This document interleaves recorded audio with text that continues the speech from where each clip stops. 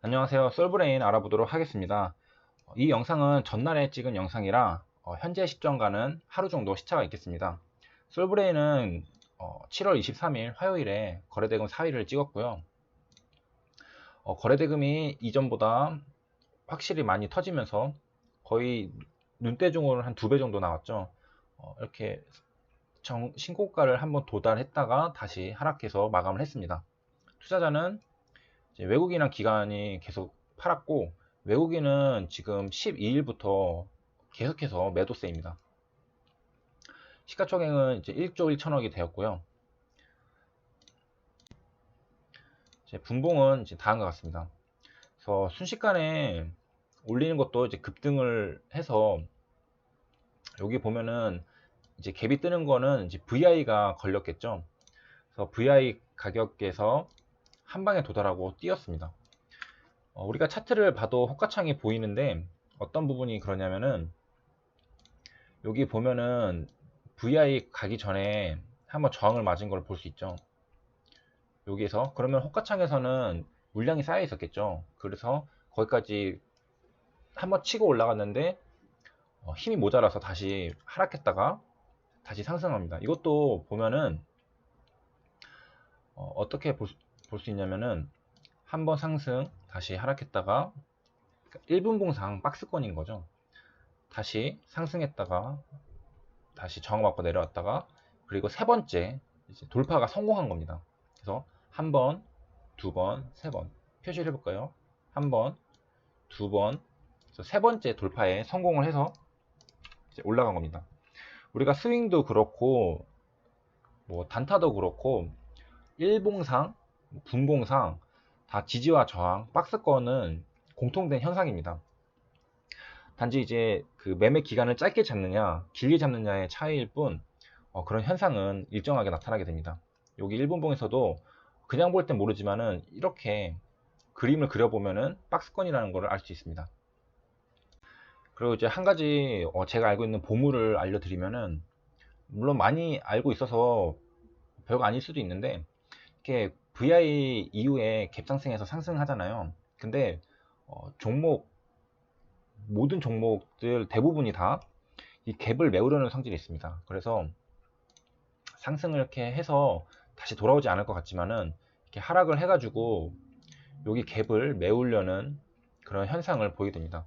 대부분은 이제 좀 빠르게 채우는 경우도 있는데, 솔브레인은 상승을 좀 하고서 흘러내려와서 이 갭을 채웠습니다.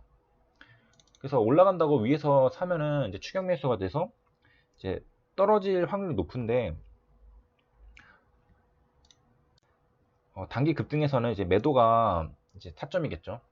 그래서 다시 하락했을 때 뭐 다시 잡아도 되고, 뭐 느낌이 안 좋다면은 뭐 그냥 넘겨도 되고, 그래서 이런 모습을 이제 그려줬고요.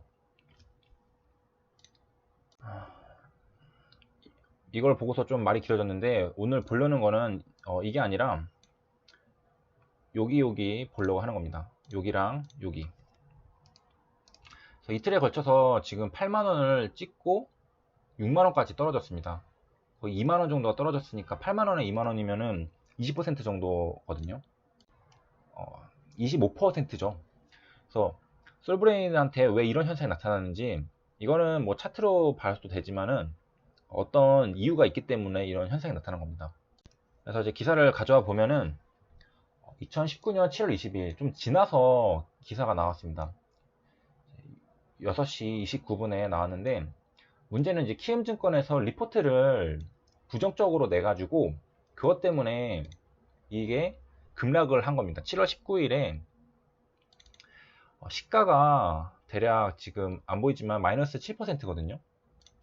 이렇게 급락한 이유가 그냥 떨어진 게 아니라 키움증권에서 부정적인 리포트를 냈기 때문에 이렇게 떨어진 겁니다. 그래서 근데 그게 부정적인 게 조금 오해할 수 있을 만한 내용들로 냈기 때문에 이렇게 떨어졌다는 이유로 지금 소송이 걸릴 위기라고 그런 내용이 있습니다. 그래서 좀 읽어보면은,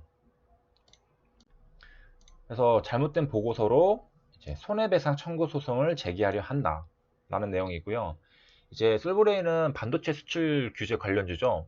그래서 8만원까지 올라갔다고, 그러면 이제 리포트가 그 이유에 대해서 설명하면서 뭐라고 했냐면은, 여기 보면은 불화수소가 가스랑 액체 두 개가 있는데, 솔브레인은 지금 액체만 하기 때문에 이 가스 부분은 연관이 없다라고 이제 보고서를 냈기 때문에 주가가 급락한 겁니다. 불화수소는 이제 반도체 공정에서 뭐 깎아내는 그런 것들을 하는 건데, 이게 가스가 액체보다 입자가 더 이렇게 약간 그 가늘겠죠. 되게 얇겠죠. 그래서 공정에서 이제 수율이 높아지게 되고 불량품이 이제 적게 나오게 되는 거죠. 그 일본에서 제공하는 게 99.999%입니다.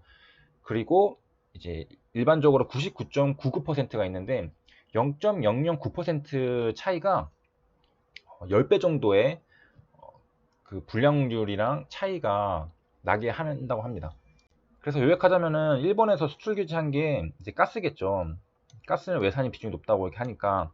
근데 이 가스를 솔브레인이 생산하지 못하고 액체만 생산하니까 일본 수출 규제랑 관련이 없다라는 보고서가 나왔던 겁니다.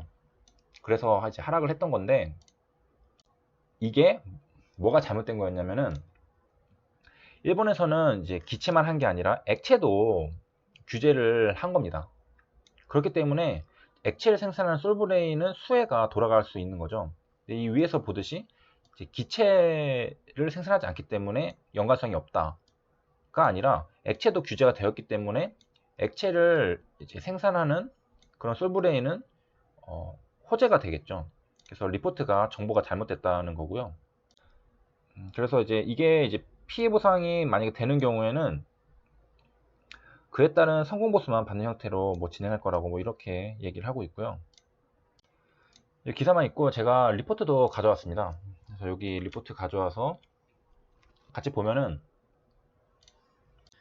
이제 7월 19일이죠. 키움증권 솔브레인 지나친 기대감, 그래서 언더퍼폼 하향. 그래서 주가가 69,000원인데 목표 주가를 낮추는 그런 기사를 내게 됐습니다. 그래서 모두가 이제 가져야 때 찬물을 끼얹는 그런 리포트였고요. 결과적으로는 성공해서 이제 6만원까지 떨어졌으니까 이 목표 주가가 성공했죠. 그래서 맞췄다고 볼 수 있겠네요. 또 어떤 관점에서는. 그래서 이 부분이 문제가 됐던 건데, 아까 봤던 기사랑 똑같이 내용이 있죠. 그래서 액체는 국산화가 진행됐지만 가스는 이제 외산 비중이 높다가 이제 솔브레인은 액체만 제조하니까 연관성이 크지 않다. 이 내용이 이제 좀 문제가 있었던 거죠. 그래서 일본은 액체도 수출 규제를 하는데 액체를 생산하는 솔브레인이 연관성이 없다는 이제 아닌 거였죠. 그래서 리포트가 이렇게 나왔었던 거고요. 그래서 이런 것들을 보면은 진짜 그 개인 투자자들한테는 상당히 불리한 것들이 많은 것 같습니다. 이 리포트 같은 거 낼 때 증권사는 뭐 자기들이 썼으니까 이미 알고 있었겠죠. 내용을 알고 있었을 테고, 이 전날에 7월 18일 날 하락한 이유도 어느 정도 이유가 있었을 거라 생각합니다. 저도 이게 이렇게 많이 떨어져서 좀 그 매매 내역 좀 공개하긴 했지만 좀 부끄러운 자리에서 팔았거든요. 뭐 저도 이제 피해자죠. 피해자라면은 이제 피해자인데, 그래서 이렇게 떨어졌고요. 그러고 나서 다시 이게 올라가 버렸죠. 7월 22일 날 기사가 그게 나오고 이제 소송이 걸어서 잘못된 정보, 그런 이슈가 되면은 이제 사람들이 솔브레인은 그 관련이 없는 줄 알았는데 실제로 관련이 있구나라는 거를 또 이제 많이 알게 돼서 다음날 또 이렇게 매수세가 들어와서 뭐 이렇게 급등한 거라고 해석을 할 수도 있고요. 그리고 이제 영상 마지막으로 드리고 싶은 말씀은 이런 거 좀 개인들한테 너무 불리해 보이고 좀 그러잖아요. 근데 저는 이때 팔면서도 뭐 이런 거 봐도 그렇게 별로 탓할 생각은 없습니다. 가격 흐름이 예상대로 흘러가지 않으면 손절하면 되고, 예상대로 흘러가면은 계속 홀딩해서 수익 극대화하면 되고, 책임을 남한테 돌리는 것보다는 자기 자신한테서 찾아서 자기 자신의 문제점들을 개선해 나가는 쪽으로 생각을 하는 것이 더 유리하다고 생각을 하고요. 분명히 그 말씀드렸고 영상에도 있지만 저도 이거 수익 20%까지 받다가 그 달랑 한 1%인가 2% 밖에 수익을 못 내고 그다음 이날 안 팔았으면은 다음날 손해였겠죠. 저라면 여기서 이제 거의 손절을 했을 것 같은데 수익을 다 날렸죠. 저도 벌어놓은 거 다 날렸죠. 하지만 이제 탓하기보다는 그냥 똥 밟았다 생각하고 다음에는 이런 실수 안 하겠지. 사실은 이때 제가 잘못한 거는 뭐 이것도 그냥 언급하고 넘어가면은 저도 저 자신을 공부하기 위해서 원래 이런 것들은 장초에 1, 2분 안에 다 팔아야 되는데 제가 욕심에 눈이 멀어서 이거 상한가 장 초반에 엄청 매수세가 셌거든요. 그래서 상한가 가는 거 아니야? 이런 기대감에 못 팔아두고 방치해뒀다가 제가 푹 떨어지니까 팔았던 거거든요. 그래서 장 초반에 팔지 못했던 저 자신을 탓해야지 이런 리포트를 내서 다음날 이렇게 하락하게 한 그 연구원을 탓하는 것보다는 자기 자신한테서 문제점을 찾고 그거를 개선해 나가는 게 좋다고 생각합니다. 그리고 그 솔브레인 그 물리셨던 그 시청자분 계셨는데 댓글로 이제 쓰셨는데 7월 23일 이날 잘 탈출하셨기를 바랍니다. 그래서 정말 불행 중 엄청 다행이네요. 그래서 다행입니다. 여기 위에까지 다 깔끔하게 한 번에 올라와줘서 팔으셨으면은 잘 탈출을 하셨을 거라고 생각합니다. 그럼 좋아요와 구독 부탁드리고 영상이 조금 길어졌는데 이상으로 영상 마치겠습니다. 감사합니다.